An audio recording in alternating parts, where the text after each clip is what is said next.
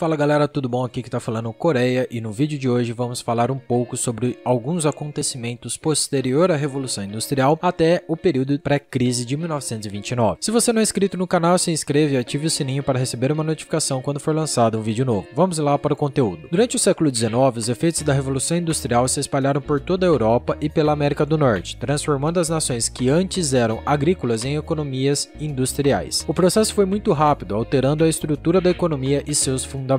O foco agora não era mais os comerciantes que negociavam seus bens, mas sim os donos do capital. Além do novo modelo de pensamento da economia, o capitalismo trouxe várias questões sociais e políticas à discussão. Uma grande mudança foi o surgimento de uma nova classe dominante, que eram os produtores industriais, e o surgimento de um número cada vez maior de empresas produtoras de bens, que muitas vezes vendiam suas ações nas bolsas de valores. Essa quantidade cada vez maior de empresas mantinha o mercado cada vez mais competitivo, cerne da visão clássica da economia, onde o mercado está em seu centro. Mas conforme o mercado crescia e ia se desenvolvendo, os problemas também iam evoluindo. Um desses problemas foi advertido pelo economista Adam Smith em 1776, que era o perigo de grandes produtores dominarem o mercado e atuarem como monopolistas, deixando os preços a níveis altos, mantendo a baixa produção ou, no caso de haver conluio de empresas que tinham o mesmo objetivo, distorcendo assim a competitividade do mercado. Como sabemos, Smith presumiu que os homens se comportavam de maneira racional, que naquela época foi questionado principalmente quando as pessoas analisavam os investidores que compravam as empresas mesmo que os preços das ações tivessem subido de maneira exagerada. Essa reação das pessoas criava bolhas, contradizendo a ideia de que a economia era fundada no comportamento sensato das pessoas. Mesmo assim, os economistas Leon Walras e Vilfredo Pareto afirmaram que a economia de mercado sempre tende ao equilíbrio e isso ditava os níveis de produção e de preços. Para provar que isso era verdade, Alfred Marshall, contemporâneo de Walras e Pareto, explicou a oferta e a demanda e a intenção com os preços no sistema de concorrência perfeita. O principal ponto de preocupação, tanto dos produtores quanto dos consumidores na época da nova sociedade capitalista, era o preço. Tomados pelos argumentos dos filósofos das gerações anteriores, onde diziam que o preço tinha uma questão moral implícita, as pessoas passaram a ver o valor dos bens em relação à sua utilidade. Ou seja, eles olhavam a satisfação que os bens dariam às pessoas, e não o trabalho que era agregado ao valor das matérias-primas. A ideia de utilidade marginal, ou seja, o ganho dado pelo consumo de certo produto, foi explicada matematicamente tempos depois por William Jevons. Foi neste interim que surgiu uma teoria de que o valor de um produto é determinado pelo trabalho envolvido em sua produção. Essa ideia ganhou vários adeptos, principalmente porque não dizia muito sobre os produtores ou consumidores, mas sim sobre a força de trabalho que produziam os bens para os empregados capitalistas. Foi assim que Karl Marx disse que as desigualdades de uma economia de mercado eram feitas devido à exploração da classe trabalhadora pelos donos do capital. Em seu livro, O Manifesto Comunista, ele defendia a revolução do proletariado para substituir o capitalismo, ato que seria a etapa seguinte do desenvolvimento econômico, onde um Estado socialista tomaria os meios de produção e distribuiria aos trabalhadores para então abolir totalmente a propriedade privada. Apesar das ideias terem sido adotadas em vários países do mundo, as economias de mercado continuaram funcionando. Os economistas mantiveram a defesa do capitalismo como o melhor meio